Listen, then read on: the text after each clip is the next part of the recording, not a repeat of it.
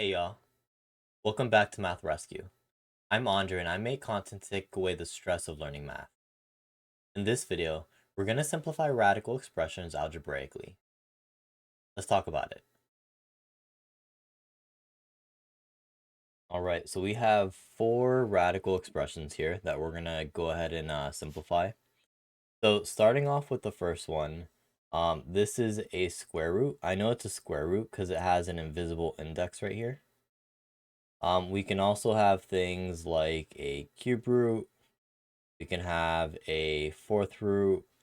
Square root also has a special name that has the invisible 2 right here. Once we get past 4, we just start saying the number. So fifth root would just be fifth root. It doesn't have a special name to it. But these are all different types of radicals. And so when we solve our radicals, what we're looking for is repeated multiplication. So for example, when we solve a square root, which has an index of 2, what we're looking for are 2 of the same factors being multiplied to make a number. So in this case, we have 36, which is made up of 6 times 6. There's 2 of them. We could pull one of them out.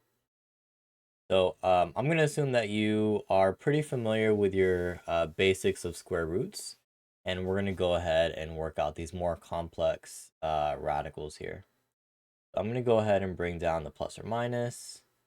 I'm going to break this up into square root of 36 times square root of x to the 4th.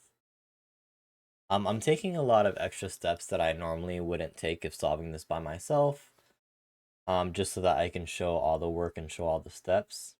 Square root of 36 I know is 6. The square root of x to the 4th is x squared, and we have simplified that first radical. All right, taking a look at the next one. So we have negative square root of m squared times n to the 10th. So this radical here in red is going to interact with this square root here in purple.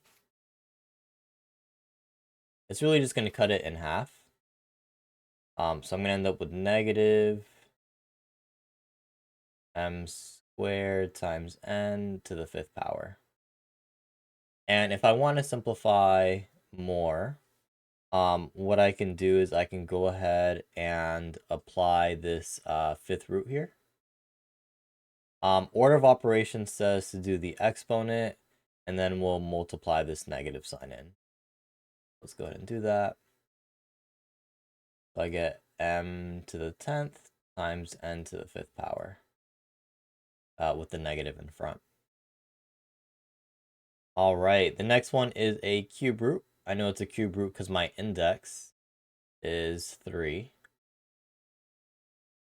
So now what I'm looking for are groups of 3.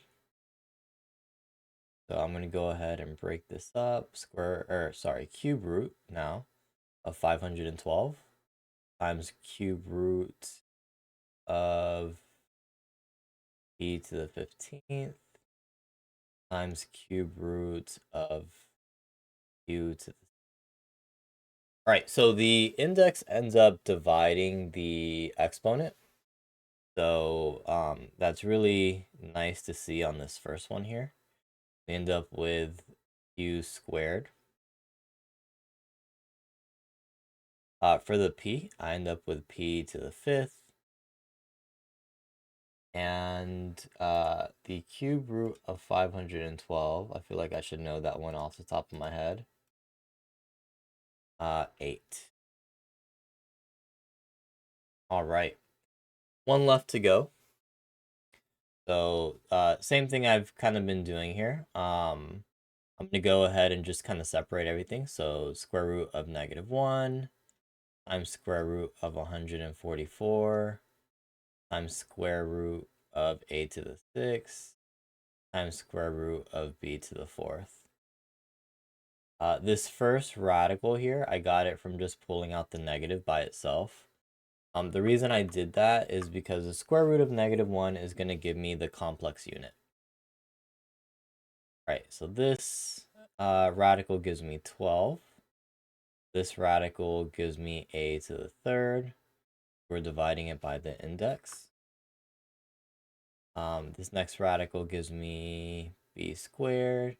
And then I'm also going to bring over that complex unit. All right. I'm Andre with Math Rescue. If you found this video helpful, please like and subscribe to support the channel. I post videos regularly, and my goal is to make you feel confident in math. See you in the next one.